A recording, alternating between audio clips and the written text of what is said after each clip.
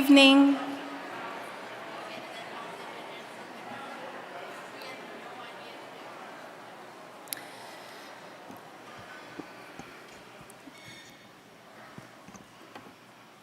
On behalf of PME-NA, the Hoosier Association of Mathematics Teacher Educators, and the local organizing committee, it is with great pleasure that I welcome you to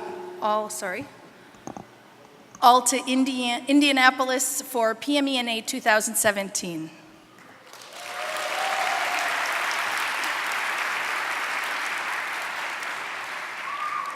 This year, we welcome 556 attendees, including representatives from the United States, Mexico, Canada, Turkey, Australia, South Korea, Malawi, and Iran.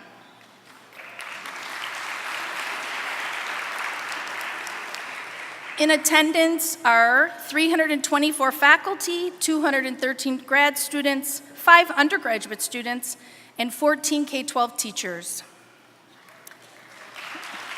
Could take a while.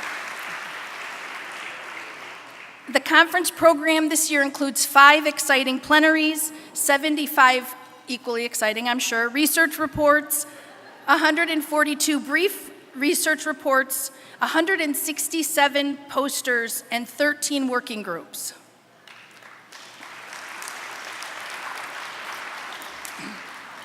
We're happy to be hosting you in Indianapolis, and I would be remiss to not give you a little bit of information about Indiana since you're here. First, the Crown Plaza Union Station, where we are sitting this evening, was built in 1853 in a collaboration by 4 railroad companies and was the first Union Station in the United States.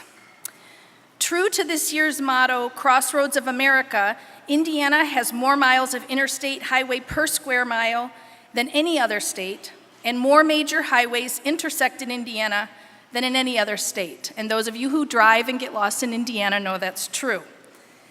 The community of Fountain City in Wayne County was known as the Grand Central Station of the Underground Railroad. In the years before the Civil War, Levi and Katie Coffin provided overnight lodging for more than 2,000 runaway slaves who were making their way north.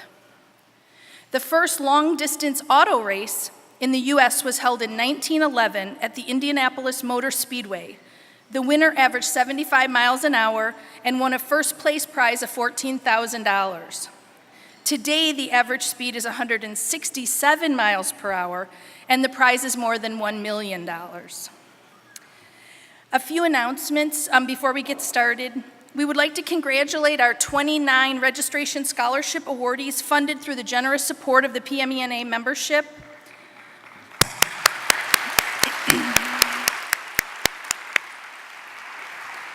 Also, through an additional generous donation, we were able to award 2 graduate students the PME-NA 39 Excellence in Graduate Research Award for the integration of technology into their research.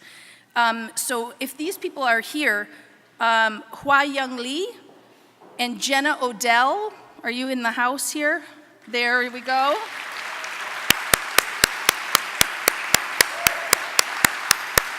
Congratulations. Also, I'd like to recognize Lisa Recker, who's also in the house. Lisa, can you stand up? Lisa is a math coach and teacher from, where is she? There she is over there. She's a little bit on the shorter side. She's a math coach and teacher from Tecumseh Senior High School, and she loaned us her beautiful quilt. It's displayed behind the registration desk. So have a look as you go by, and thanks so much, Lisa.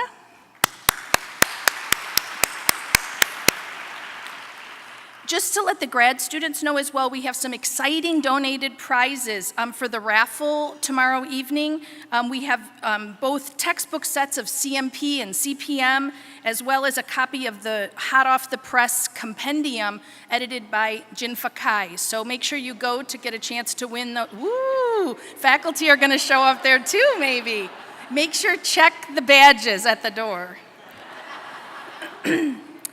We've also added a job meet and greet. This was a last-minute addition, so we just want to make sure everyone's aware of it, to our busy schedule Saturday evening between when the poster sessions end at 5:30 and dinner begins at 6:30 in the New York Central Room, which is close by here. Both those who have positions available at their universities as well as those who are seeking positions, just a chance for you to get together and chat a bit. Finally, you're going to find lots of important information in your folders and on the website. Our app is now up and running. Yay, Craig and Matab. Woo, good job. Lots of work on that. If you have questions, also look for people with a bright orange name tag. Theoretically, we know things, but I'm not sure, but we can find out. And also, the information registration desk will be open throughout the conference, so please, if you have questions, feel free to stop by there for answers. My name is Jill Newton. I'm one of the co-chairs. The other co-chair is Enrique Galindo, so I'll turn it over to him.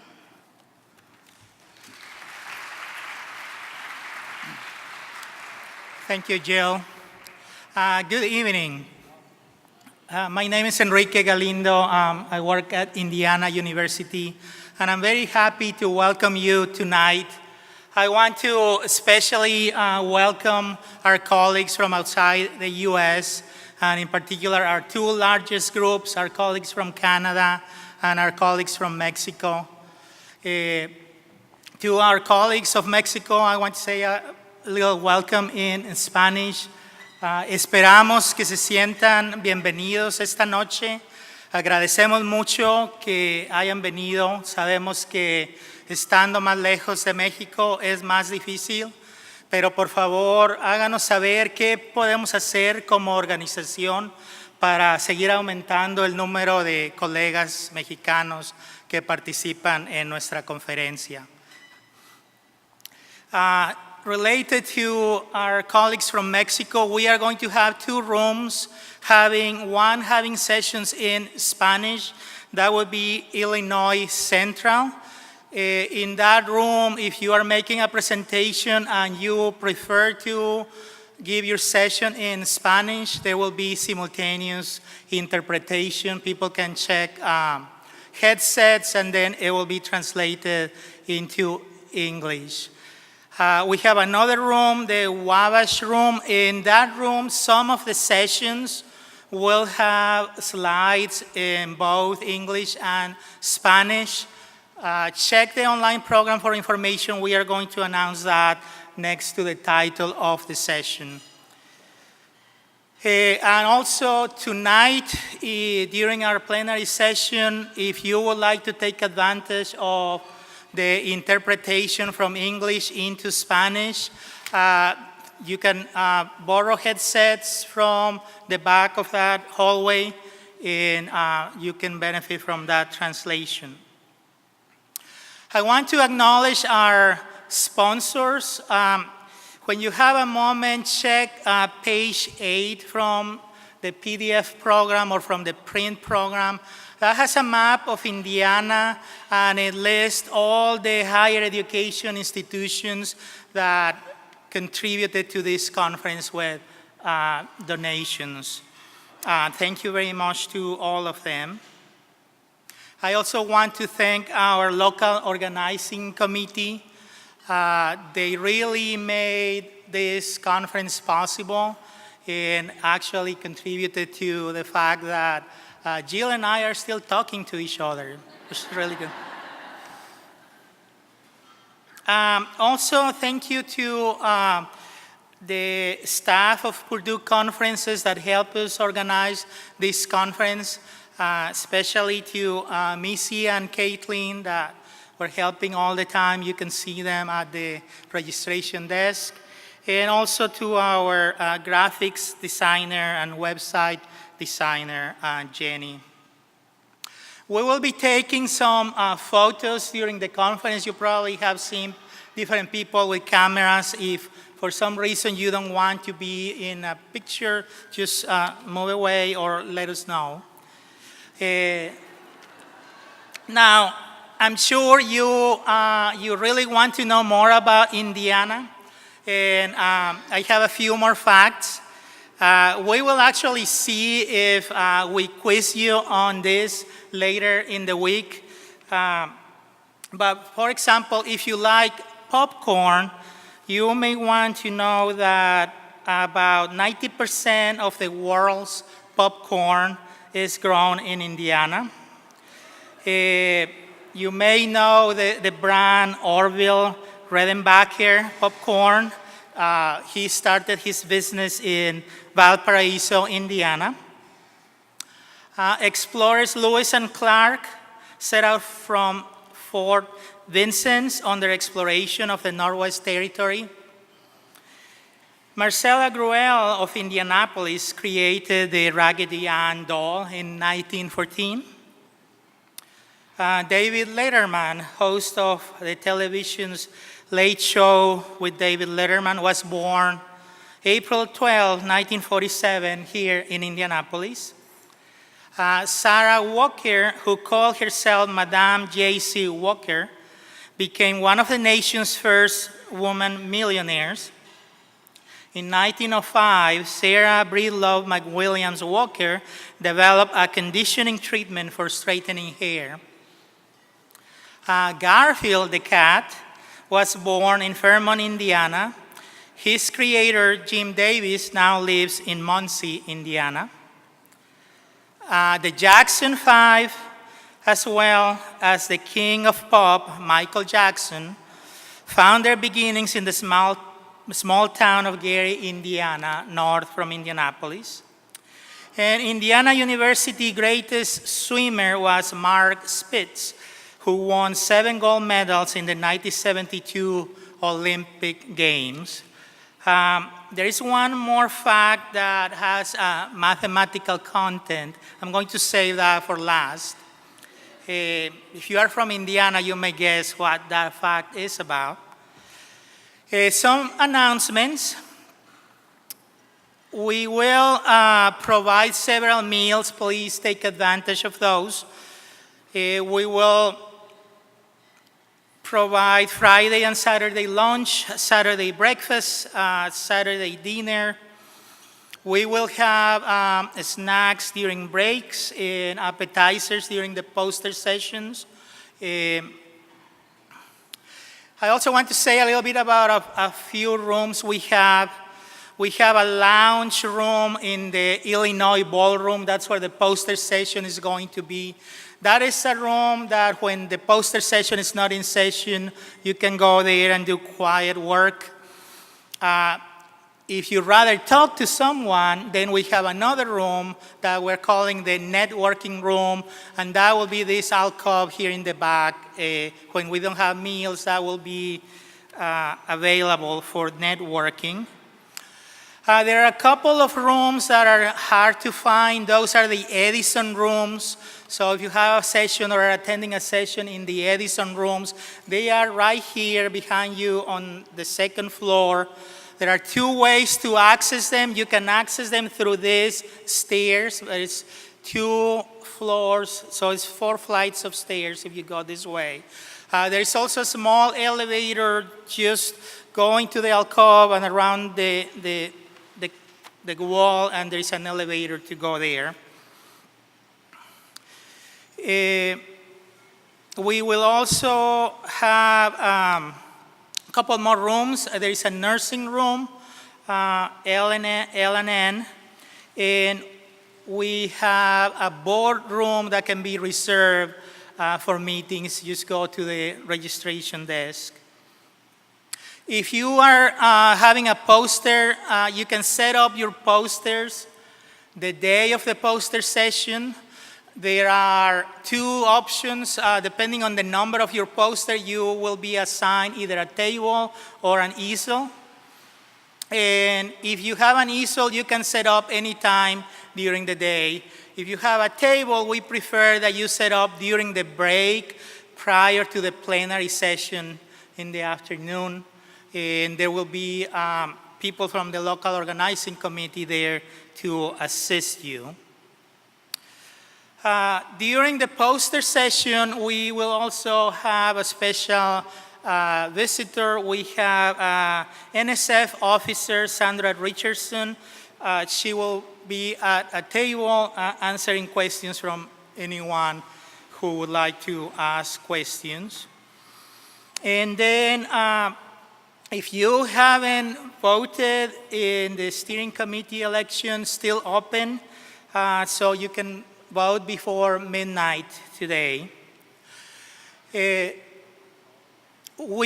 probably received the announcement. We are streaming the plenary sessions, and the streaming is mainly for those who are not here, but we will be keeping the video files, and they will be made available at a later time from the PME-NA website. We're in the process of finalizing the conference proceedings, and we're striving to have them ready for you before you go home.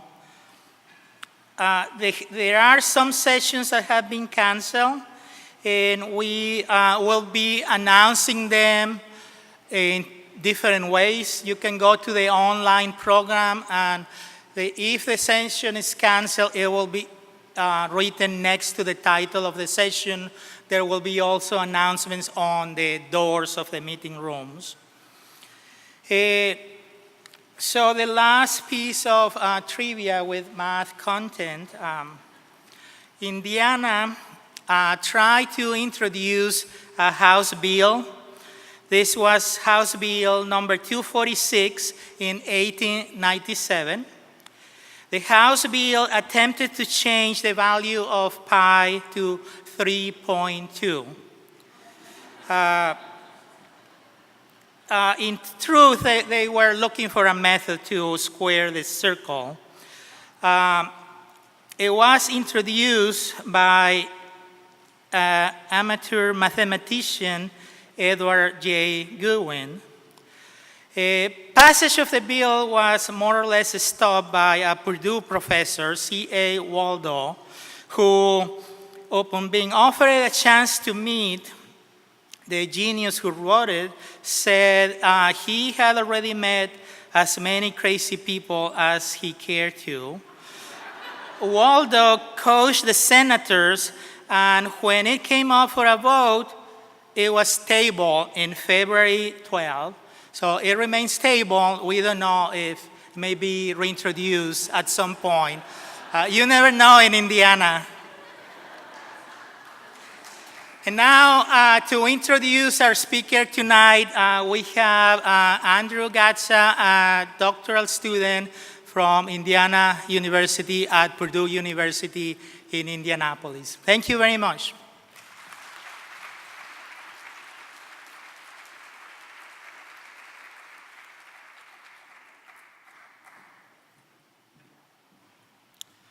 Good evening. As Enrique said, my name is Andrew Gatza. I'm a doctoral student, and as one of the co-chairs of the Plenary Talks Subcommittee for PME-NA 39, it's my pleasure tonight to introduce our opening plenary speaker. This speaker, as Professor of Curriculum and Instruction and Latino Studies at the University of Illinois Urbana-Champaign, and has been influential in shaping equity conversations within the field. I can say for me personally, her research has also been instrumental in informing and shaping the contributions I hope to offer to the field in my own work.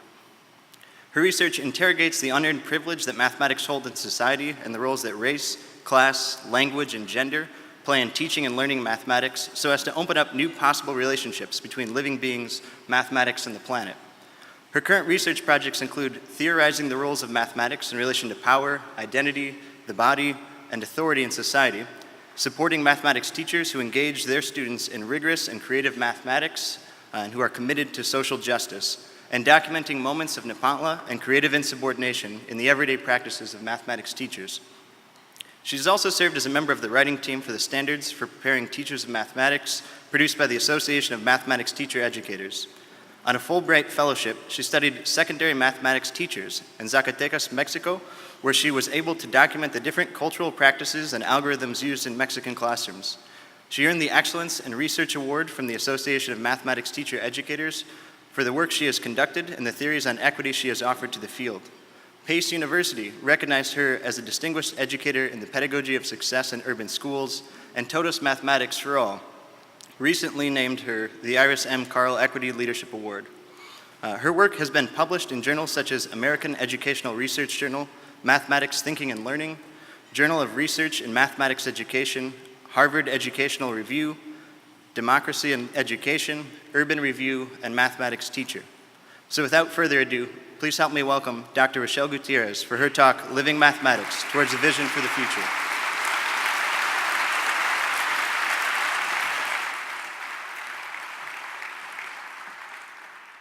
After Dr. Gutiérrez, Dr. Edd Taylor, Assistant Professor at University of Colorado Boulder, will offer his perspectives. After his discussion, there will be time for discussion at your tables, as well as they'll take questions. So thank you. Dr. Gutiérrez.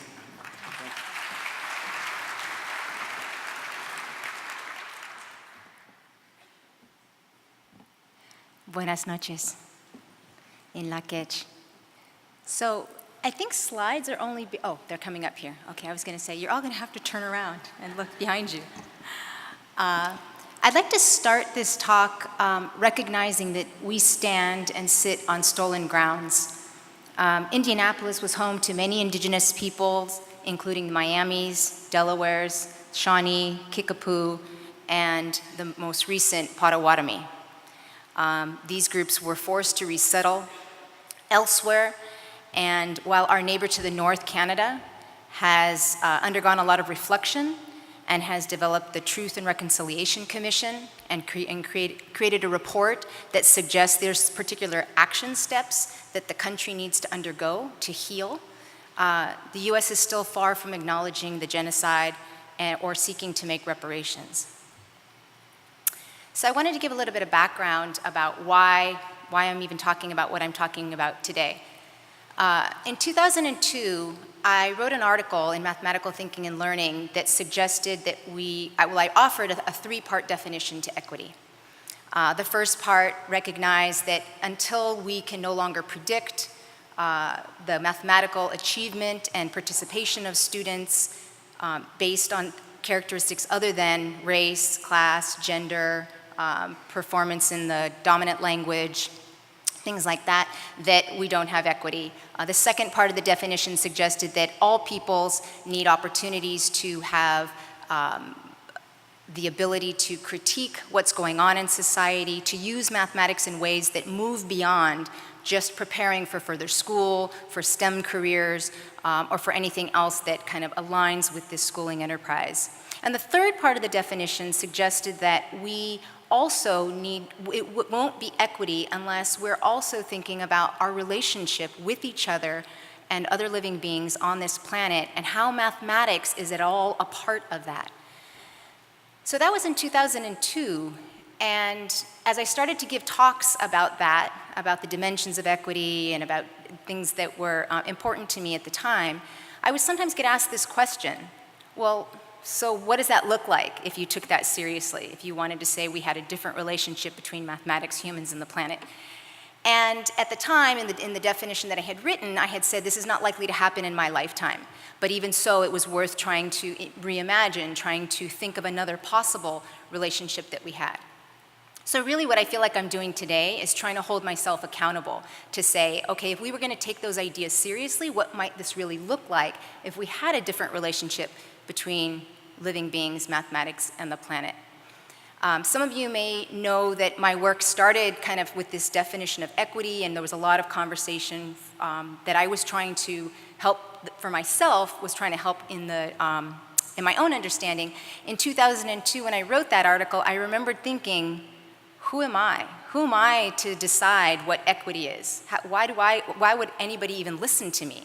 Why would that matter? But I felt like at the time it was really important that the definitions that were circulating weren't things that were speaking to me or weren't things that I was finding helpful. So I felt like I needed to at least try with a definition that at least worked for me.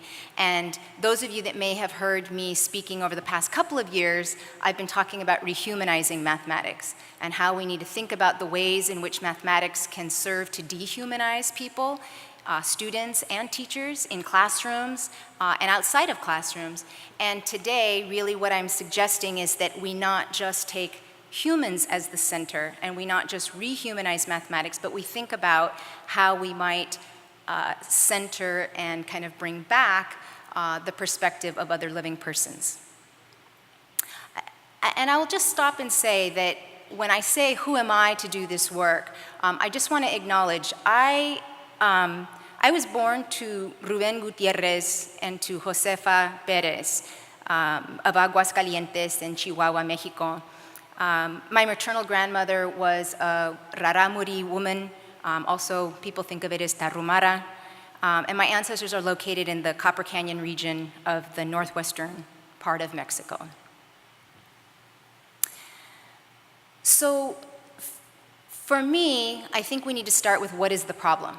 And maybe you won't find the same problem I find as a problem, but this is my problem right now. I feel like we need only look at the increasing levels of air pollution, climate change, destruction of the ozone layer, and the elimination of various plant and animal species throughout the world to know that we cannot continue with the forms of living that we have come to consider normal. So then the question becomes, well then what's the role of mathematics in this ecological crisis, in this space where we recognize that, that humans are part of the problem? Should mathematics be in the role of describing the nature of the problem? Should mathematics offer excellent models for prediction? Should mathematics offer data analysis and statistics so that we might be able to calculate risks? Or might mathematics offer something else altogether? When I look at the work that we're doing right now in thinking about mathematics and the planet, I feel like I love the work that's suggesting that we need to use social justice mathematics to have kids recognize the implications of humans and the destruction of the planet. I love the fact that we are thinking about modeling and how might we model these kind of phenomenon. But I feel like if we don't question what is mathematics and whether the version of mathematics we're doing is really what we want to be participating in, then we're potentially really just tinkering with what we could be doing in society. So for me, I feel like we need to move beyond just more ethical ways of applying mathematics in society and getting people to do the right thing after they've kind of used mathematics to create models or to crunch some numbers or thought about the risks that we are facing. But really we need to rethink what is this thing, mathematics, that we are practicing. And I would say that, that as we do that, we have the opportunity to rethink who we are as mathematicians, rethink how this practice ends up fabricating or in some ways operating on us, with us. And as we do that, we start to rethink who is the mathematician, who gets credit for doing mathematics, and what does that mean for our relationships with each other. So if we look to the role that Aboriginal knowledges have played in reading of signs of distress from the land, such as predicting the global crises we face, the preservation of biodiversity, the role of survival in general, we see the limits of Western mathematics and science practices as a means for intervention. And I want to stop for a second and say, what do I mean by Western? When I say Western, I mean modern Western. So I mean the forms that have colonized, that have erased, the forms of mathematics that emphasize representation and objectification. It's the categorizing, the quantifying, all those aspects I'm talking about. Because actually ancient mathematics, in terms of ancient Western mathematics, tends to align more with indigenous perspectives. So when I say Western, I'm talking about modern mathematics. So if we think about this idea of domination and what is the role of knowledge, what is it that maybe mathematics can offer? The problem with domination is not which knowledge is authoritative. So I think that we sometimes can get ourselves stuck in this idea of Western knowledge versus other knowledge. And for me, I think I like the work of Santos, who suggests that domination is not about which knowledge is authoritative, but rather that having any single knowledge be authoritative is what's the problem.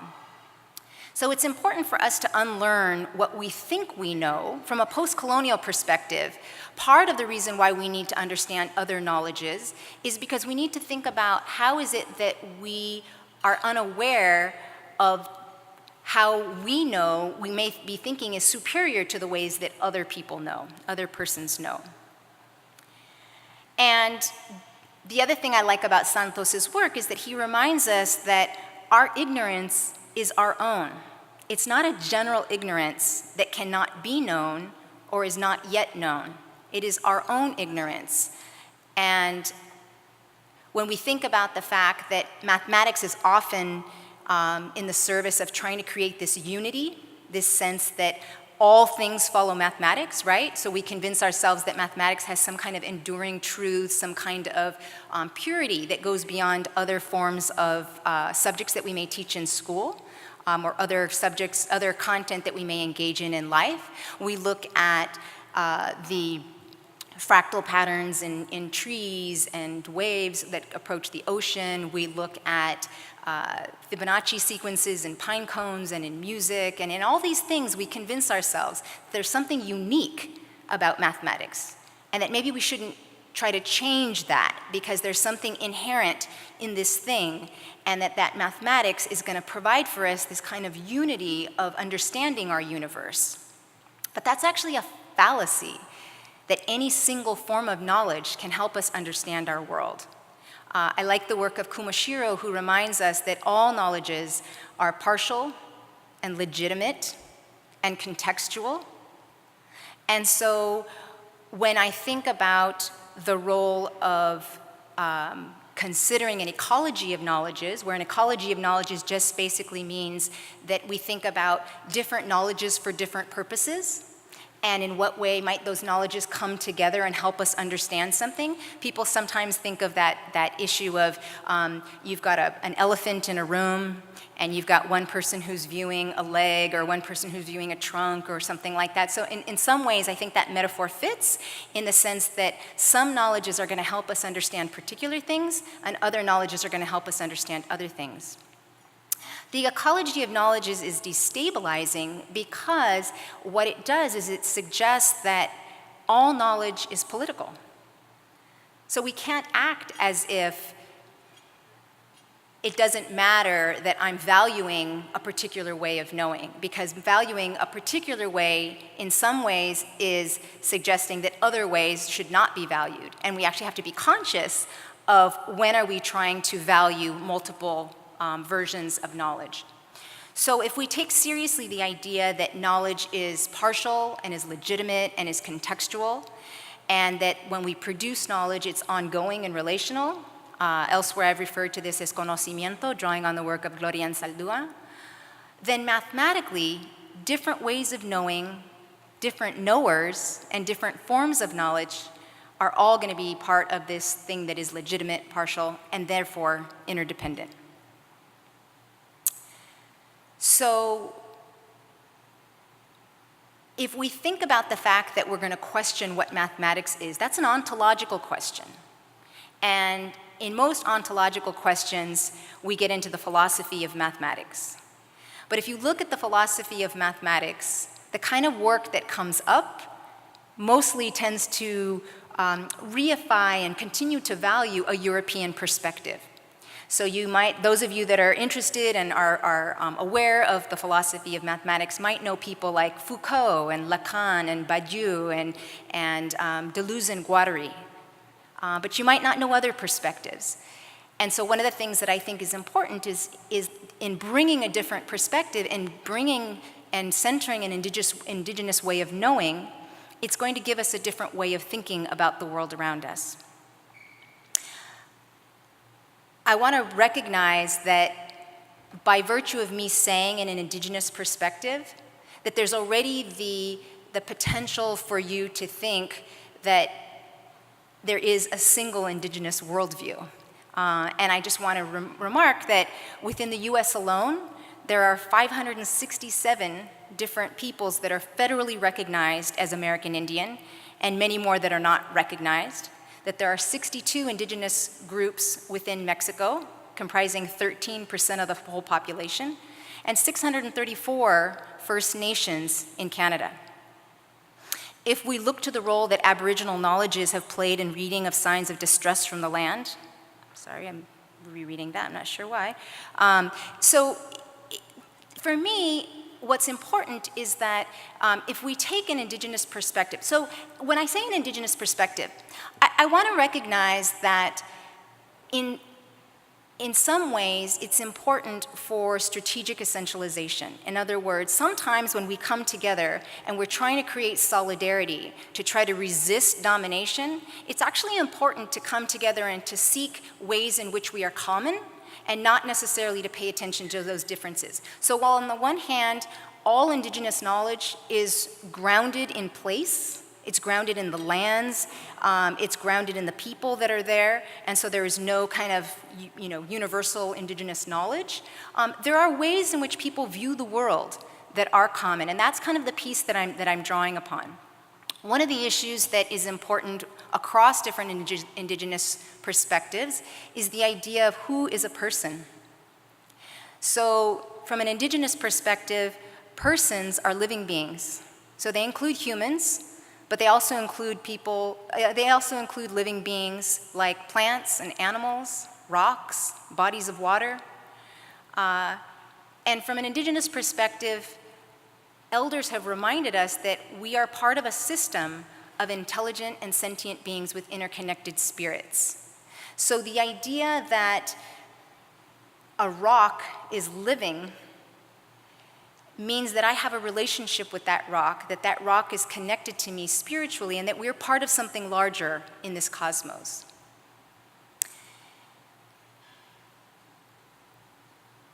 From the point of view of centering Indigenous ways of knowing, it's also important to recognize that there is settler colonialism that is going on. So when we prefer a particular way of viewing things, we are in some ways reifying that kind of colonialization that goes on. And scientists are now, it's interesting because while our elders have long told us about the sentient capabilities of our trees, our relatives, it's only now that scientists are actually starting to document this. So we have scientists who are taking isotopes of carbon dioxide and are introducing them to trees. And they're seeing that the trees then take this carbon dioxide and they turn it into sugars and they bring it through their trunks and they distribute it out through their root systems and through a mycorrhizal layer and through fungi, and they can take that sugar and they're sharing it with other trees that are different species. So the question becomes, why does that happen? Why are trees choosing to take resources that they could bundle and can keep in their trunks, save for when things get worse, and they are sharing those with other trees and even trees of other species? So scientists are starting to document all of these different kinds of things, how mother trees can reduce their root systems to make space for offspring, how certain tree species, when they are invaded by predators, by insects, can send through pheromones to other trees the warning signal that says, change the chemistry of your leaves so that you are not affected by this impending danger. Those are just some of the kinds of things scientifically we're starting to actually document when, from an Indigenous perspective, those things have been known. Those knowledges have been there for a long time. I already mentioned a little bit about how Indigenous knowledge is always connected to place and body and spirit, but it's also connected to consciousness. Consciousness from the perspective of having first principles, having guiding principles that are suggesting how we move through this world. And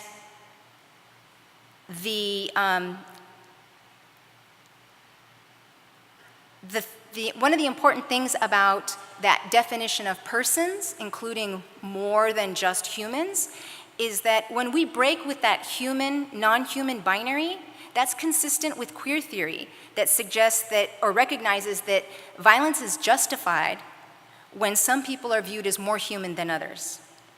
So by changing our worldview and how we move through this world and possibly into other worlds, we will necessarily change ourselves. So there are many indigenous concepts that could be fruitful for reimagining a form of mathematics that we might use or that we might practice, and I focus on 3 that are important in my upbringing.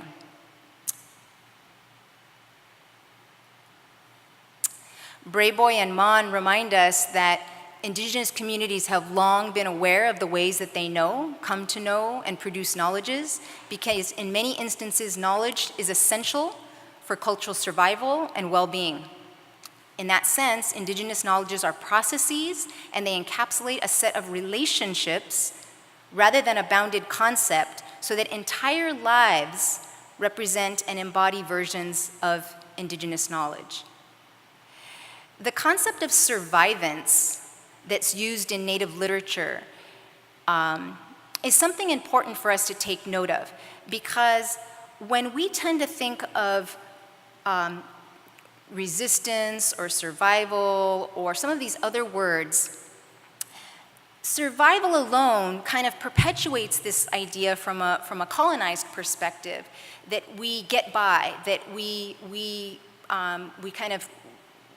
make do, and we just survive. But survivance is recognizing that when we resist, we are resisting a colonizer's perspective on us, and we're recognizing that we are really just bringing back what has tried to be erased but has always been there. So these indigenous knowledges have always been present, but it's just a matter of reviving those. So the first concept that I want to bring forward is Inlakech. Inlakech comes from Mayan metaphysics. In Mayan philosophy, there's a definition of the human being that all humans are part of a universal vibration, and as such, we are connected with other human beings, all beings, not human beings. So seeing oneself, so it starts with the idea when someone says Inlakech, and they're responded to with Alakin, that's basically saying, you are another me. And the person's responding with, I am another you. It's not I am you and you are me. So it's not a kind of, I expect you to, or I only see in you what I know of me or what maybe I value, but I see that you're a version of me, and that you're a version of me, but you're also not a version of me. So you open up ways for me to see another version of myself that maybe I'm not yet living or I'm not yet performing. And it's when we actually can see ourselves in others and see others in us that we have these reminders of moving through the world with compassion and gratitude and interdependence. So it doesn't imply an erasure of the other by seeing the other in you, but rather a connection. And so it acknowledges that if I do damage to you, then I do damage to myself. Because if you are another me, then I am, and I am another you, then we are interconnected. And from that perspective, the production of knowledge benefits others, not just oneself. So rather than knowledge being something that is performative, that I get to show how much I know, and so that makes me look good, the idea of knowledge production is around strengthening those relationships, strengthening those ties and connections.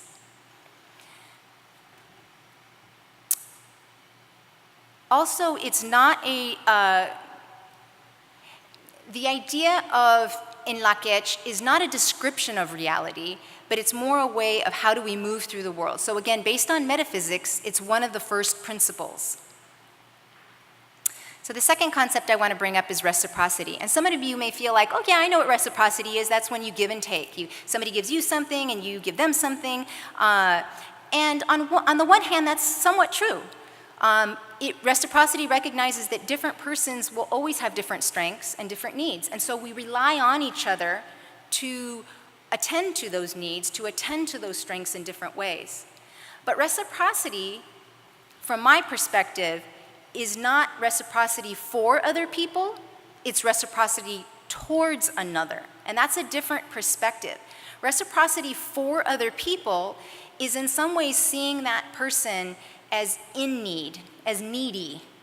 And that's different than that person is another form of me, and I am going to reciprocate towards that other me, but not in a kind of, I'm better than you, so I need to so I'm going to offer you something that you don't have. It's not seeing it as deficit. And when we do that, when we think about reciprocity, then our relationships with each other are changed. And it's the choice of perspective. I liken this to, I teach power yoga. And I have students who come to class with the mindset of yoga is my workout. And it gets more, so you can look at a room of people doing yoga and you might not know what is the intention, what is the choice of perspective. You might just see lots of bodies doing yoga. But it's the intention, it's that perspective, it's the why am I doing this thing? Am I doing this thing to burn calories? Am I doing this thing because it somehow is helping me connect and think about moving energy through my body? Is it helping me think about how to be grateful for everything my body does and not focus on what I can't do? Is it about being part of something larger and a form of energy in this room where we're all practicing this thing? So again, while I think that we might think we know what that word reciprocity means, I challenge us to think about how reciprocity in connection to Inlaquech can maybe open a different perspective about how that relates for relationships.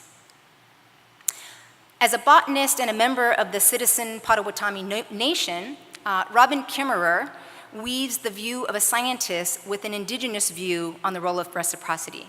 So she says here, when I speak of the gift of berries, I do not mean that Fragaria virginiana has been up all night making a present just for me, strategizing to find exactly what I'd like on a summer morning. So far as we know, that does not happen. But as a scientist, I'm well aware of how little we do know. The plant has in fact been up all night assembling little packets of sugar and seeds and fragrance and color, because when it does so, its evolutionary fitness is increased. When it is successful in enticing an animal such as me to disperse its fruit, its genes for making yumminess are passed on to ensuing generations with a higher frequency than those of the plant whose berries were inferior. What I mean is that our relationship with strawberries is transformed by our choice of perspective. When we view the world this way, strawberries and humans alike are transformed. The relationship of gratitude and reciprocity thus developed can increase the evolutionary fitness of both plant and animal. Kemmerer goes on to say a number of really great things in the book. If you don't know Braiding Sweetgrass, I highly recommend you read that. She has 3 books, but the second book is Braiding Sweetgrass, a beautiful, beautiful poetry when you read it. She also reminds us that about the difference between a native Thanksgiving address and how humans are reminded of the importance of balance and harmony. And she says, we have been given the duty to live in balance and harmony with each other and all living things. And she asks the non-native reader, what would it be like to be raised on gratitude, to speak to the natural world as a member of the democracy of species, to raise a pledge of not allegiance, but interdependence. And for me, this is a lot like Greg Cajete's notion of the laws of interdependence that operate in this world. So for me, I feel like that moved me to ask then, well, what might it look like to view mathematics? What it is, how we practice it, who's considered a mathematician, what knowledge we produce, as having a basis in interdependence. In describing the relationship between corns, bean, and squash, Kemmerer highlights for me how las tres hermanas, those are the 3 sisters, las tres hermanas are beans, corn, and squash, how they perform mathematics. She says, the corn stands 8 feet tall, rippling green ribbons of leaf curl away from the stem in every direction to catch the sun. No leaf sits directly over the next, so that each can gather light without shading the others. The bean twines around the corn stalk, weaving itself between the leaves of corn, never interfering with their work. In the spaces where corn leaves are not, buds appear on the vining bean, and expand into outstretched leaves and clusters of fragrant flowers. The bean leaves droop and are held close to the stem of the corn. Spread around the feet of the corn and beans is a carpet of big, broad squash leaves that intercept the light that falls among the pillars of corn. Their layered spacing uses the light, a gift from the sun, efficiently, with no waste. The organic symmetry of forms belongs together, the placement of every leaf. And this, for me, is the part that's powerful. The harmony of shapes speaks their message. Respect one another, support one another, bring your gift to the world, and receive the gift of others, and there will be enough for all. So from a Western perspective, a modern Western perspective on mathematics, this is basically just phyllotaxis. This is where we look at the ordered position of leaves on a stem, and we suggest that it mirrors Fibonacci numbers, and that the ratio of 2 consecutive numbers tends towards the golden ratio. But for me, the reduction of this complex relationship into a symbolic form misses the relationship between the species. The third concept I want to draw upon is Nepantla. Nepantla is the Nahuatl term for the interstitial space between worlds. Nepantla is also a metaphysics. Nepantla recognizes that when you have what would be considered two opposites, like you're awake or you're asleep, or you're male or you're female, or other things that we might consider opposites, that in Nepantla is in that space of the interconnection, the multiple realities, the tensions that arise from that. From a metaphysics perspective, Nepantla is also not just a space of these not just an interstitial space of these tensions. Nepantla is also a way of moving through the world. So Nepantla is something that you both are in. You're in a space of tensions, of all these multiple realities that you're part of, but you're not just in Nepantla, because we are all connected through consciousness, through our spirits. We are Nepantla. So we're not just in Nepantla, we constitute this thing called Nepantla. And so as such, we are the moving body of energy through this world. Somebody who chooses to stay within those tensions, people who are marginalized in many ways throughout society, who never feel like they have 2 feet firmly grounded in any one space. Somebody who, like Gloria Anzaldúa, was not fully recognized. She was a Chicana lesbian poet scholar who was neither fully accepted and valued by the Chicano community, who didn't acknowledge or want to recognize her as a lesbian, nor was she fully recognized by her literary colleagues who were white feminists, who were interested in her perspective from a lesbian frame, but were not necessarily interested in her Chicana perspective. So on the one hand, she was neither and both at the same time. When we think about Nepantla, Nepantla can be thought about as well as by not having not planting oneself in any one space firmly. It means that you, am I really that far in time?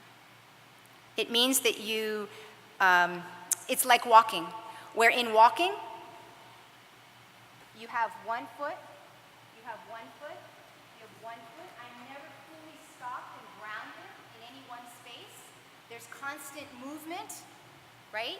And so it's the idea that the us and them are intertwined.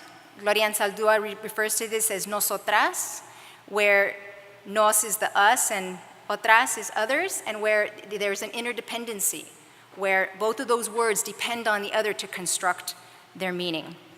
So I've suggested that it's helpful for that Nepantla is helpful for rethinking knowledge. It's also helpful for rethinking teacher education, and now I'm suggesting that it's helpful for rethinking mathematics.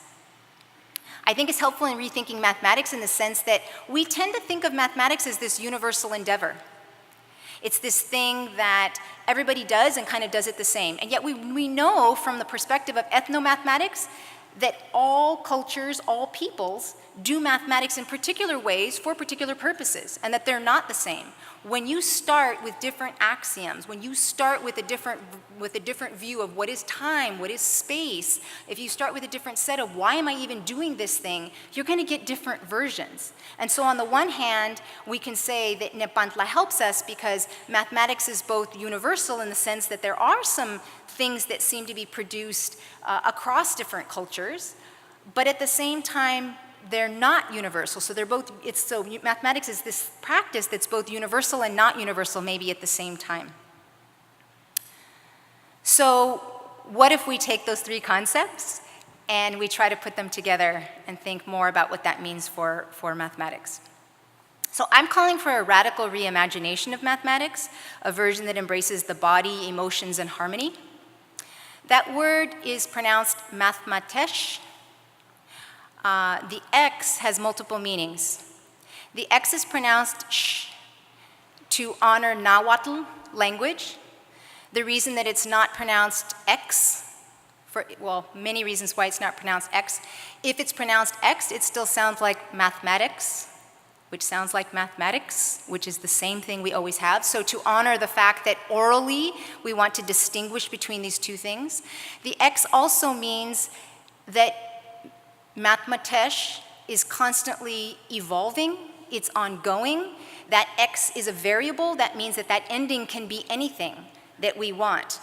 Consistent with queer theory, that X can be a gendered perspective, it can be anything that we would place in that X. And for me, the X is also political. It's a political stance to say Mathematx, because like Malcolm X used the X to represent all of the lost relatives and people who lost their names, lost their livelihoods through slavery, I'm suggesting that that X also represent all of the living beings that are erased or are lost when we keep humans as the center. Mathematx seeks, acknowledges, and creates patterns. So you might ask, okay, wait a second, is Mathematx a new mathematics, or is it a new way of practicing mathematics? And I would argue that it's neither and both at the same time.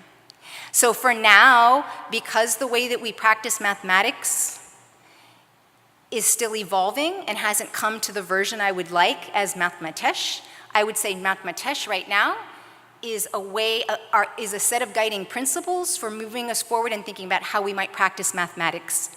But I can envision a day when Mathematx is the thing we practice. It is the thing that we do, it is the thing that we all value. So for now, I think of it as it's similar to mathematics in the sense that it's about patterns, but it's about not just seeking patterns, it's about acknowledging and creating patterns for both problem solving and joy. So when we think about that joy part, it brings up the idea of intuition and aesthetics. If you ask mathematicians what they do, oftentimes you get the polished product, you get the proof, you get the general theory. And we don't necessarily hear about all the intuition that may have led into that process. We also don't get the fact that there's joy in doing that kind of work. So for me, Mathematx is acknowledging the meaning-making that individuals go through and that involves the joy, involves the problem-solving as we're trying to seek and acknowledge patterns. And we're seeking and acknowledging those patterns not as something that's other, but as a way of reconnecting with other living beings, so that when I can see a spider web and can recognize that there's something beautiful about the radial symmetry in that web, I'm also recognizing that joy of what's been produced is also potentially in me, that there's other things that I have produced in that way. There's ways in which maybe I perform mathematics that's looking for that kind of radial symmetry. Mathematx is also an intervention in reality. Currently, mathematics tends to be used primarily for warfare and economics, and that has to do with the way that it's funded. So funding structures decide that this is the kind of version that we're going to use. And we, unlike mathematics that's looking to describe our reality, that's looking to objectify and pull out objects to represent as versions of our reality. Mathematx is looking to intervene in reality. It's looking to take action. It's looking to seek in Lakech and Nepantla and a connection with other mathematicians. Living Mathematx is also a live version in that, like I said, we are the version, and it's not a predefined algorithm. Marcelo Gleiser, who's an astrophysicist and a mathematician, brings up the fact that we tend to value things and reify things without thinking about what those mean for us, and we look for this kind of universality so that we think about things like symmetry and we think that's mathematics. But there are a lot of things in biology, a lot of things in the living world that don't follow that symmetry. If we create amino acids in a lab, we can get 50% that are right-handed chiral and 50% that are left-handed chiral. So what does that mean? What is chirality? So small biology lesson, chirality is, think of it as like handedness. So if I have a compound and it looks like this, and if I cannot layer them right on top of each other, then those are different chiral formations. But we might say, well, but all you have to do is bring them together here, and they do mirror. But because structures are 3D, when you have a protein or something that might be right-handed or left-handed, now when you try to bring those together, they don't match. So in life, in the living world, asymmetry is as important as symmetry, but it's not a form that we might acknowledge and appreciate and recognize is happening because it doesn't follow this idea of symmetry that we are looking for. The same is true of matter and antimatter. We don't have those equal proportions. Mathematx also reflects an ecology of knowledges, so there's no universalism. It recognizes that different knowers and different purposes for doing Mathematx is going to produce different forms. I think it's really important to remember that animals and plants in particular, have been here for millions of years before humans. They have survived and have utilized the resources that they have, not only to sustain themselves, but to sustain other living species. And so in some ways, they have something to teach us. We are the younger brothers and sisters of plants and animals and rocks.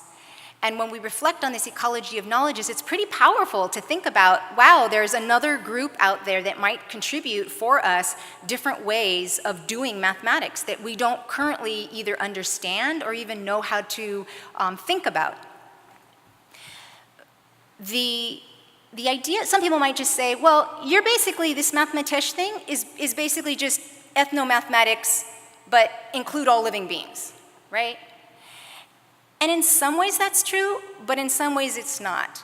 What I'm trying to do is to avoid many of the things that have happened in ethnomathematics, such as the fact that Western mathematics ends up being the standard by which we judge other things to be mathematics. So I don't want us to start with the idea of this is what humans recognize as mathematics, and now we go look for it in nature. Now we go look to see, aren't there other species that are doing what we already acknowledge and know is mathematics? So I'm trying not to do that. I'm not trying to, a lot of ethnomathematics focuses on cultures, and so in some ways can be unknowingly perpetuating an essentialization of a group, like all those people think and do mathematics in these ways. And I think we all do mathematics in different ways, and it's at that kind of individual level. And so I'm not trying to say all humans do mathematics in this way, nor am I trying to say all different species do mathematics in that way. It's also not about ancient groups. We're talking about what's happening today, and especially if we care about what's happening in our global ecological crisis, we have to acknowledge that, that there is mathematics that it's happening in the world that we could benefit from. I'm also trying to decenter the notion of ticks. When Ubi D'Ambrosio writes about ethnomathematics, the ticks is technology. And for me, that technology misses this connection and spiritual piece in the same way that the yoga as athletic practice misses perhaps what it could be in a different way. So the goal for me in Mathematx is the quest for intersubjectivity and systems thinking, not unity. Elsewhere, I've argued that the practice of school mathematics in the United States regulates the child by privileging particular things. So we privilege algebra and calculus over geometry, topology, spatial reasoning, discrete math, and other forms, right? And that's somewhat arbitrary. Like, why is it that we use calculus as the end-all, be-all for high school? We could use other things that would be the thing we really want people to be doing in mathematics, right? And this is school mathematics. School mathematics also emphasizes rule following over rule breaking, right? So when a kid breaks a rule, we say, you're wrong, you have a misconception, let me help you fix that. We don't say, you know, if you don't want to go along with like a Cartesian coordinate system and you don't believe in Euclid's fifth principle, then that's how we get non-Euclidean geometries. So maybe we need to be teaching students how to break rules as well, or at least challenge the axioms upon which this game is that we're playing. I say that it dehumanizes because it privileges Western mathematics over ethnomathematics. It suggests that there's a culture-free way of doing mathematics. And even when we say ethnomathematics, we don't tend to think about mathematicians in academic departments as being a form of a cultural group that does mathematics. We dehumanize when we privilege the standard algorithm over many possible. So again, here's where an ecology of knowledges comes into play. If we have the one way that you're supposed to show your work, or the one way that we think it constitutes mathematics, then we're not necessarily opening up ourselves to new versions of mathematics that we could have. We dehumanize when we privilege abstraction over context. So again, I'm not saying that abstraction's not important, but we have to ask ourselves, why is it that we value abstraction to the point where we really just care? In many classrooms, what really matters is the symbolic form. It's the generalizable form. It's not, well, so then what does that mean in context, right? So when we are suggesting to people, just pretend, like we introduce real world problems, and those real world problems, students bring information that they know, like cell phone plans. Like, you know, Carrie has this cell phone plan, and she's at some point, what's going to be good for her and her family, and Gerardo has this cell phone plan, and then the student in the back of the room says, wait a second, cell phones, you buy one, it's disposable, as soon as you use up all your minutes, you're done. You don't have to go through this calculation of systems of equations. Like, and the teacher responds with, well, we'll just pretend that this is the nature of the problem. When we ask students to just pretend as part of mathematics, we're basically saying we don't value what you bring to the classroom. I'm looking at time, and I'm just going to talk about that last one. Right now, we have a set of practice standards in the Common Core. And one of the Common Core standards is to construct viable arguments and to critique the reasoning of others.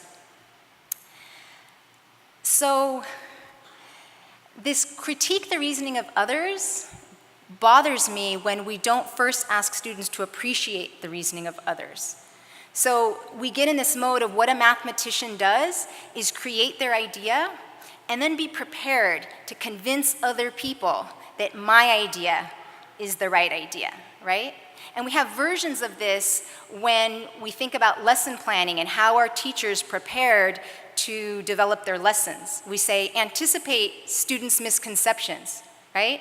Anticipate that students are going to think wrong, and then you're in your lesson are going to figure out where you're going to correct that.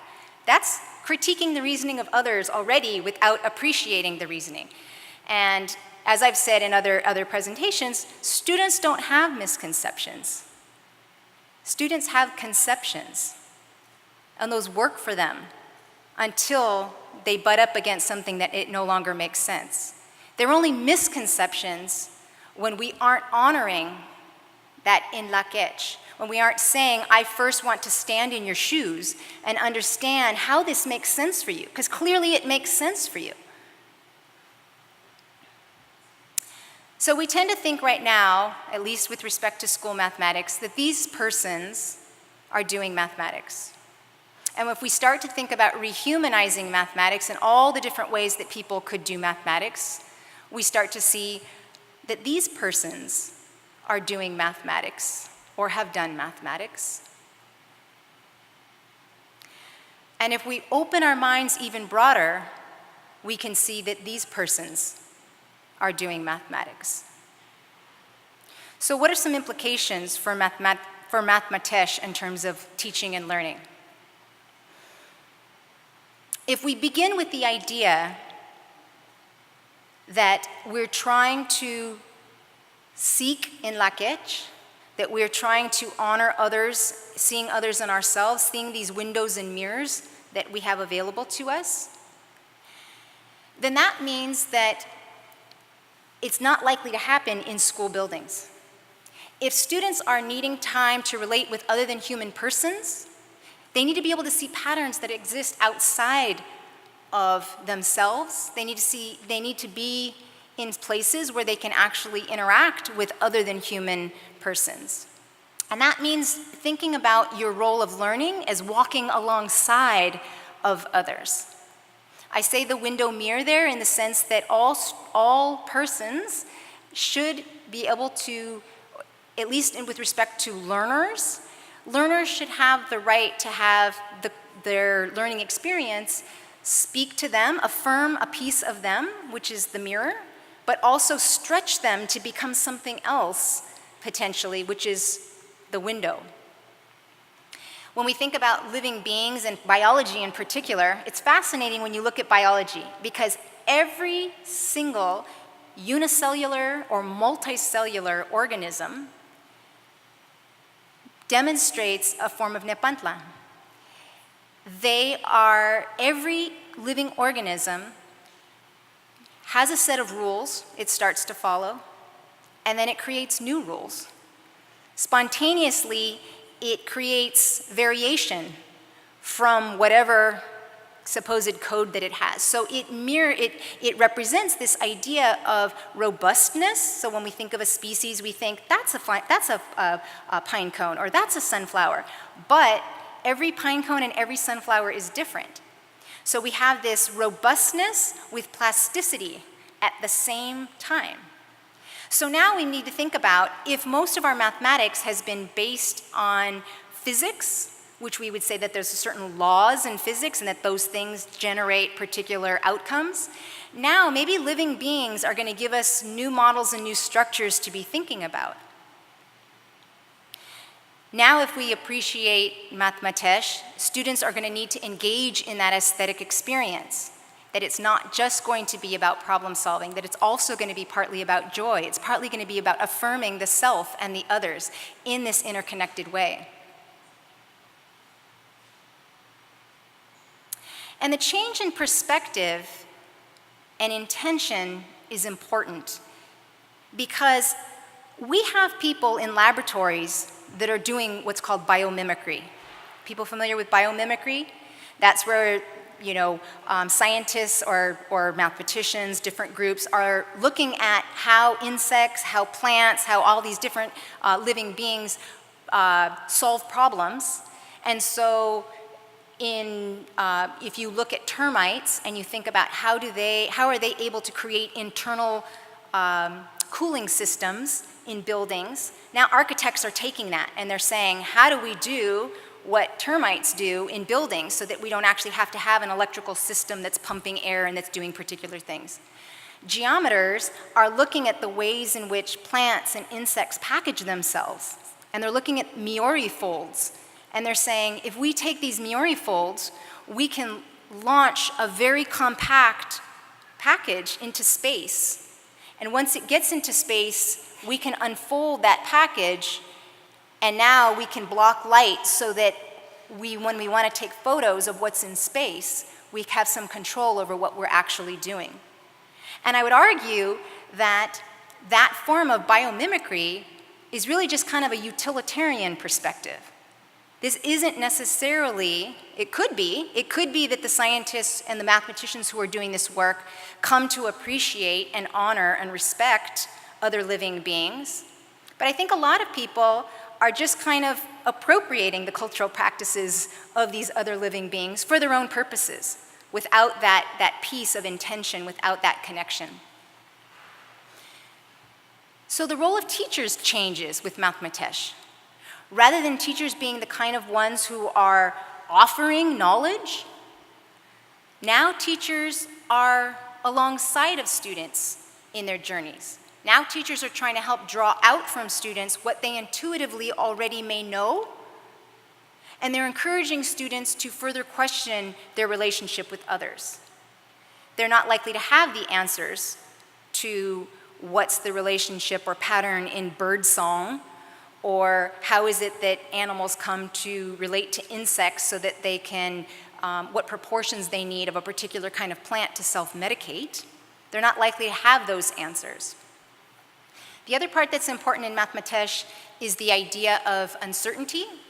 So at the same time that we have problem solving that would be important, and you have this joy, the idea of Nepantla, of having problem solving and joy kind of currently in tension with each other but also connected to each other, would be something that would be focused upon in learning. So for me, education then becomes not a transmission of knowledge, but rather an upholding of principles. So now when we think about have students learned, we're looking for evidence that they are upholding particular principles. So you might be feeling right now like, okay, all of what she just said is pretty crazy, or at least it's not necessary for me and the work that I do. Why should we change what we're doing in mathematics? What does it gain us to acknowledge other persons doing mathematics? And isn't this just seeing mathematics in nature? But like I said, I think it's the change in the perspective about what it is that we believe that we're engaged in that transforms both us and other living beings. We need to appreciate those practices in relation to the environment, to show gratitude, and to seek to reciprocate. So even if you don't agree with me that cauliflower does mathematics, I hope I've at least pushed you to question what are the principles upon which we do mathematics. I've suggested three indigenous concepts that might be the basis for which we will begin to rethink mathematics and how it relates to our relationships with each other on this planet. But maybe the more important question is, if not these principles, then which? Thank you.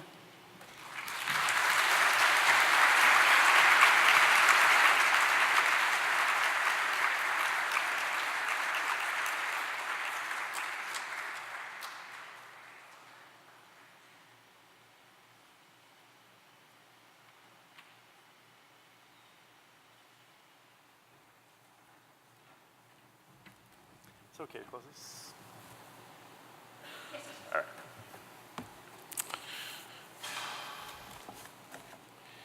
And I'm just gonna, there we go. First, I want to thank you for allowing me the chance to respond to Dr. Gutirez, who has been a great mentor to me and to many of my colleagues and people in the field as well. So I want to have a discussion about my journey in responding, starting from getting the paper the very first time. What am I going to say? And I actually first thought about what would I say to that math professor in the department that you purposely try not to let know when there's a candidate who's interviewing for that math ed position that you really want, and you're hoping that that person doesn't come. What kind of conversation would I have with this person on this topic? And there was so much within this paper that I thought was a contribution, and by itself would be a contribution. I thought about the indigenous perspectives that was shared. I thought about how answering real questions that are consequential were important, about the role of joy as being important. And I thought about what is a way to be thinking about first steps? How is it that we move to practicing a Mathematx in a system that has not been set up for that. I also will note, if there are any Harry Potter fans, that I was very excited to actually hear these words too. I have a bad habit of seeing things and creating my own pronunciation. So if there were any other Hermions, anybody, for the longest time, and my former dean who was Penelope, and I found out later was Penelope. Actually hearing these words actually were more powerful for me and reassuring. So one of the things I thought about in thinking about first steps was thinking about actually changes that were made in the field of psychology. I was trained in psychology, and I think about the history of psychology and ways it is similar and different than mathematics. Clearly, there are some huge differences. The power of mathematics is very strong, very clear. No one would question that kind of history. But there are some similarities, Eurocentric perspectives, the ways in which it has been a tool to be oppressive. I think about the history of thinking about elementary psychological functions, for psychologists who think back to that as well, and how you looked at these 2 points discrimination and how far they could see, and how you reshaped the entire theory to ensure that your particular racial group was represented at the top. So there are some histories of this kind of oppression as well, but there's also some changes that have occurred since the beginning that might help us think about how we move to a new system. 1 second, there we go. Some of their similarities too is this disconnect between practice and theory, right? We see this in mathematics. We see this also in psychology and the ways that we think about those who are studying theory and practitioners as being very different. There is also issues of power in ways in psychology, whether that's the construction of our textbooks, of our standards, and even things like ENFP being something that people would select someone for a position. But as someone who takes a social historical perspective, a social cultural perspective, I think about what were the seeds that were laid that allowed me to look beyond a pure experimental or cognitive perspective. I think back to small things, like taking a requirement of botany as a psych prereq, physiology, anthropology, chemistry, that these seeds were laid that allowed me to reflect in a way to look beyond this push towards the purely cognitive. And it makes me think, what are those seeds to be given that might also help lead and expand and change the field in math education and moving towards a Mathematx.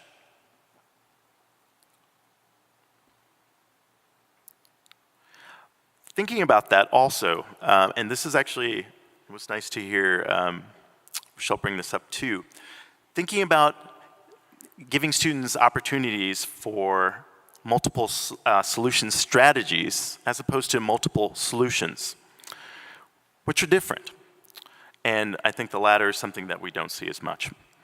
Now, there's something that I took from reading the paper that may not have been anything that you wanted to hear, but I thought about the idea about what we learn from other beings and related to the solving of very large problems. Global warming is a big one. And it made me think about the fact that the Mathematx we're using actually is explaining, is representing pretty well what is going on. And is there a way that we create a system that is better at communicating mathematical ideas? That there's actually a system. And I thought about the example of the communication in Rochelle's paper and the consequences of that, whether it's survival of the plant. But there is strong communication. It is actually effective, right? And is there something that can be learned because there are strong consequences to the fact that we are using representational systems that are not necessarily good at communicating the ideas that we want to outside of our field. I think of the example, and I know that Dr. Gutirez is also from California, and I think about earthquakes. And the way that I think, oh, that's cute, you had a 4.9, that's cute. It's not a system that those who are not familiar with the representation get a good sense of what is going on. When we have crises and we understand that there are these large differences in sizes of earthquakes, that mathematical representational system is not great at communicating. And so I think that a challenge that we might learn from our more senior brothers and sisters is communication. How are we communicating these ideas? How are we representing these ideas? And can we create a new system that better creates so that we can address some of these larger problems?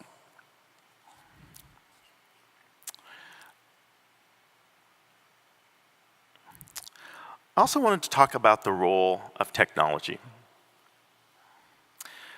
I started thinking about the ways in which we want these multiple forms of knowledge appreciated. And thinking about in a future, can we use technology in ways to rethink about what a department is, what a university is? How can we have multiple voices in ways that can only happen through the use of technology? This also is related to the idea of having authentic questions, authentic problems, solving real problems that no one has the answer to. Not that the teacher has the answer to and is holding back and letting the student, scaffolding the student to the right answer, but no one actually knows that. How does that change the role of the teacher? How does that change the role of the student and teacher together, and how does it make it so that we have more people engaged in both the joy of solving these real-world problems? Authentic problems is something that I think is important to do. And this is huge, right? This is a completely different way of thinking about how to engage students. But I think of Liping Ma's work and how I communicate my teachers about what I will just for now call reform mathematics.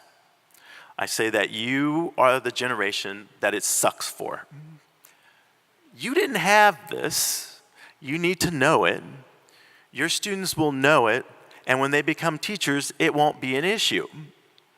One generation, it sucks for you, but it's going to be so much easier. And I think in the same ways, if we think about the ways in which we create systems where there is interconnected communication, where departments are not necessarily segmented in the ways that they are, that there are connections, possibly with the use of technologies, with elders, with traditional academics, with those who are doing theory and those who are practicing, that make it that we can solve real-world problems. We could actually do that in technology. That also means that there are new opportunities to gauge people in real-world problems through technology. And I must admit, I'm a little jealous. My brother told me he just got his Oculus. And those of you who don't know what an Oculus is, I see some nods, people, I'm very jealous. Where you're engaging people in 3D simulations. Now, the technology is not 100% now, but to think that you can have real-world problems that we are actually working on, and you can actually be fully immersed in that and actually be connecting to these ecologies of knowledge can change the way in which we engage and allow people to practice Mathematx. Now, along with that, and actually I want to do this right at the beginning, I often talk about what mathematics looks like today and what it used to look like. That's a common thing I talk to students and people that I talk to. And I usually present them this problem as a history of word problems in America. Oh, there you go. And some of you have seen me use this before. But you say, in the 1960s, this was the word problem. A peasant sells a bag of potatoes for $10. His cost amount to 4/5 of his selling price. What is his profit? 1960s. 1970s math. A farmer sells a bag of potatoes for $10. His costs amount to 4/5 of his selling price, i.e., $8. What is his profit? Some of you guys were there for that. Some of you are the cause of that. 1980s, a farmer sells a bag of potatoes for $10. His production costs are $8 and his profit is $2. Underline the word potatoes and discuss with your classmates. And then 1990s, and it's not the same without seeing the invented spelling of a capitalist pig unjustly acquires $2 on a sack of potatoes, analyze this task in search for errors in spelling, contents, grammar, etc. So these are kind of funny ways of thinking about kind of the errors that we went through and thinking about it. But I thought, what would be the math problem that would represent an error of Mathematx? And I'm going to come back to that in just a moment. Just a couple quick leftover thoughts, and then let's see.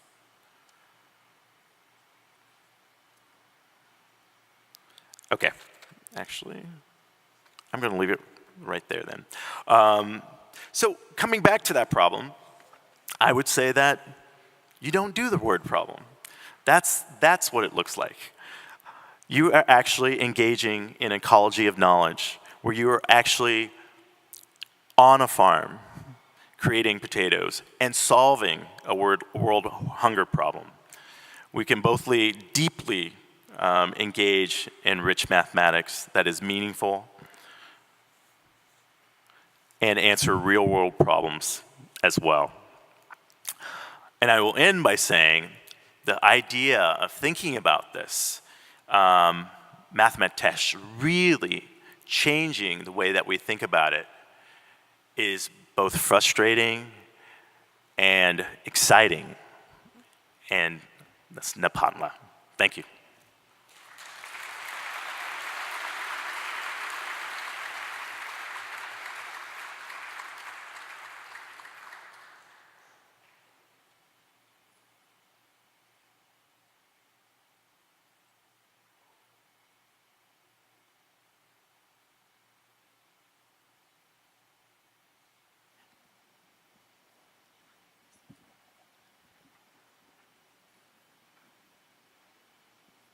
So now we'll just take some questions.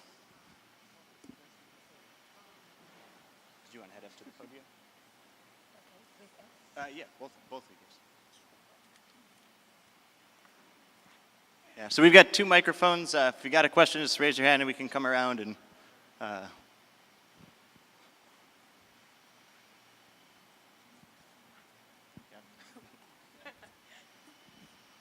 Thanks.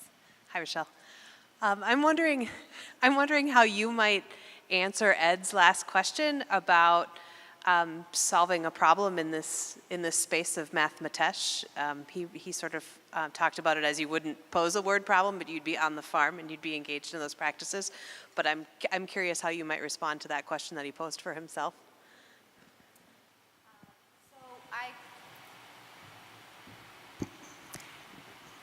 In the paper, I give some examples, but I guess I would just say that more of it is it's in approaching helping cultivate in students an approach to interacting with other people. So I think what we currently call mathematics, it won't look like that. It won't, and again, I'm assuming, I'm building on the work of Hervé Varen, who suggests that we think about education comprehensively, that education is not something that just happens in schools, that we're always being educated by other people around us, that we get educated by parents, by schools, by churches, but we even get educated when we stand in line and we decide we want to try to cut the line. There's people who are educating us. Pill bottles give us education on how we take our medicines. So the idea that we somehow would even say, I'm doing a problem right now, and this problem is using Mathematx. I think of it more as some guiding principles for how we're moving through this world and thinking about how do we move through the world with patterns. So maybe part of it is having students, having individuals, having conversations with each other about the kinds of patterns that we're noticing, about the kinds of ways that people, I'm not saying this very well. What I'm trying to get out of is the idea that learning is going to happen with kind of a teacher and a student. I know I presented implications for teaching and learning as it kind of currently exists, but I also want to get out of that mode of thinking about that this would happen in schools. So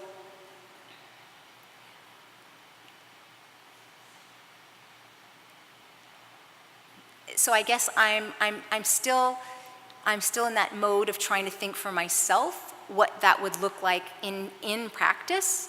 But I think it would be more like the relationship between people thinking about how we're moving alongside of each other and reflecting on and being conscious of the interconnections that we have. I'm not giving a very good example. And I will say too that potato farm was because the problem was about potatoes. That's the only reason that I said that.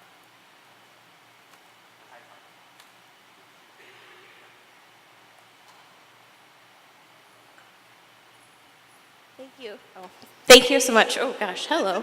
Thank you so much for your talk.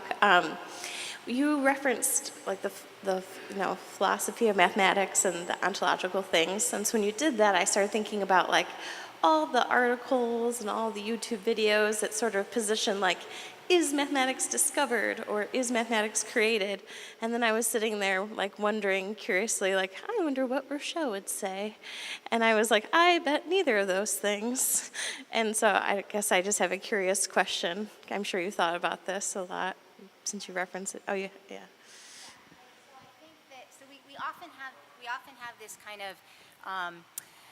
of Platonist view versus a realist view, that either mathematics is already out there somehow, this thing that happens outside of humans and we just discover it, right? So the idea is that is it discovered or is it created?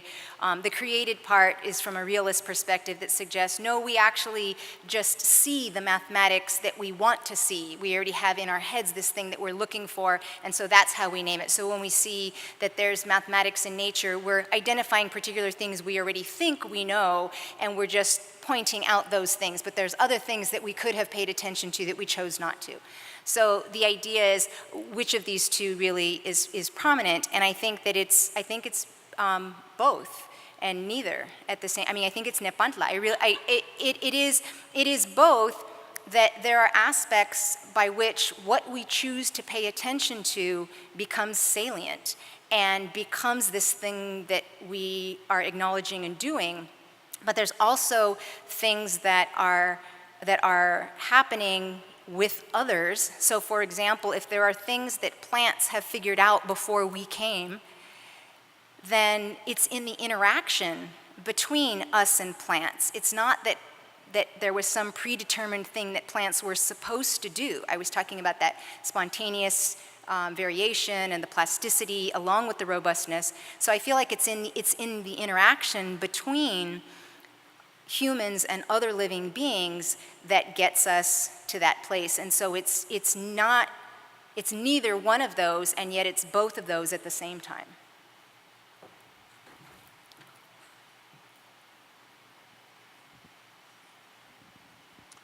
Thank you. Talking about Nepantla, do you see mathematics and Mathematx living together? So, I actually describe it that way in the paper, that oftentimes we think of Western mathematics versus other mathematics, and in the paper I'm suggesting that that there's actually an interaction between those two spaces. So it's not either Western mathematics or indigenous mathematics, but it's in the interaction and the relationship between those two. So in some ways it's that, like I was saying earlier, in terms of mathematics being both universal and not universal at the exact same time, it's the same. It's both, Western and not Western at the same time. I'm not sure if I'm answering your question, but for me that's the portion of Nepantla that comes into play, that it recognizes that these two different views are interdependent and they're not completely separate from each other. It's like when we think about how do you define the oppressor? Well, you partly define the oppressor through the oppressed. You alone can't have an oppressor separate from something else. So for me, it's that same. You have Western mathematics in relation to other mathematics.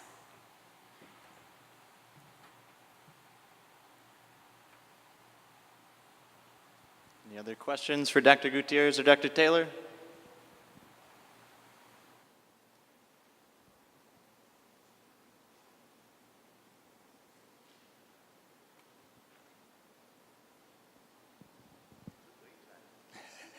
Yeah, using that teacher wait time.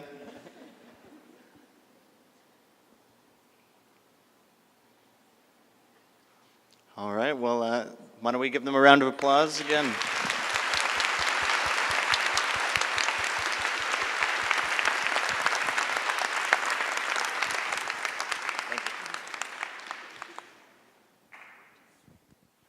I think I just want to come back to that question that was asked about what would learning look like. I'm thinking about that.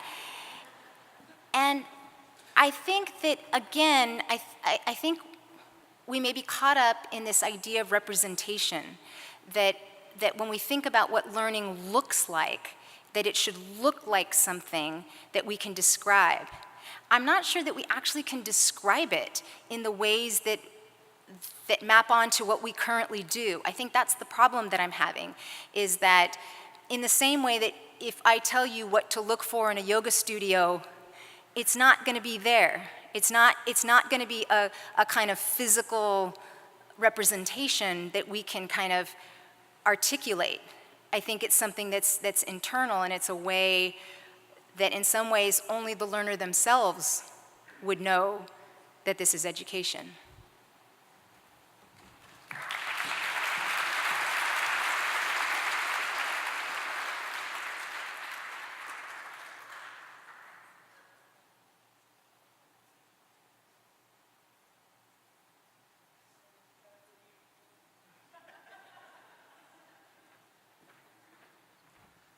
So just want to say thank you again to Dr. Gutirez and Dr. Taylor tonight for speaking, and excited for the rest of the conference. Thank you all.